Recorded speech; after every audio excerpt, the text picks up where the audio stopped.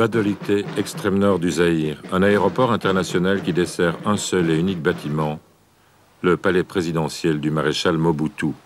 Un palais comparable à Versailles, avec jeux d'eau et de lumière. C'est ici, dans cette résidence qu'il affectionne, que Mobutu Sese Seko reçoit les hôtes de marque de son pays. Wilfried Martens, le Premier ministre belge, en fait partie. Badolité a été entièrement construit par les meilleurs architectes européens. Son coût, sans doute plusieurs milliards. Son entretien doit exiger une véritable fortune. Dans un jardin majestueux, la statue dorée de Mama Mobutu, première épouse défunte du président, elle regarde la splendide chapelle de Marie de la Miséricorde. Office en latin et petit chanteur noir aux voix séraphiques.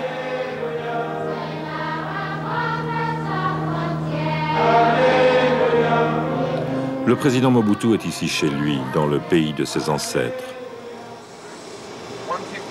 Contraste saisissant, à quelques centaines de kilomètres de Badolité, un autre aéroport. Le trafic y est irrégulier et parfois même rare. On manque de kérosène dans tout le Zaïre. C'est l'aéroport de Kisangani.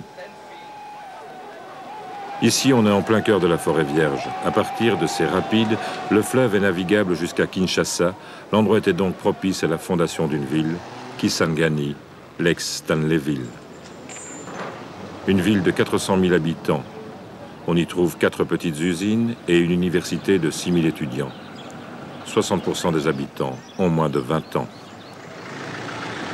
Kisangani, aujourd'hui, est au bord de l'agonie, asphyxié par la crise économique qui ravage le Zaïre. Ici, les routes régionales sont presque toutes inutilisables. Pour la visite de Wilfried Martens, on a refait la route de l'aéroport. Elle se dégradait à nouveau avant même son départ. Pour joindre Isiro, à 400 km, il faut actuellement 15 jours à un camion, contre une journée naguère.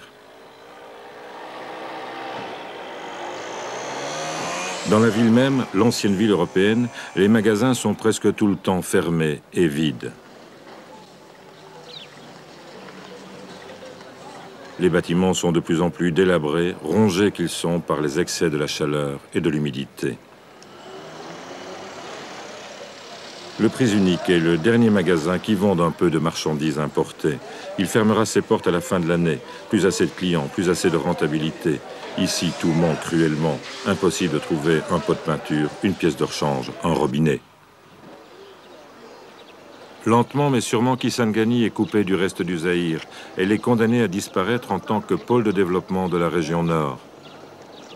Face au luxe de Badolité, elle pose la véritable question du développement futur du Zaïre.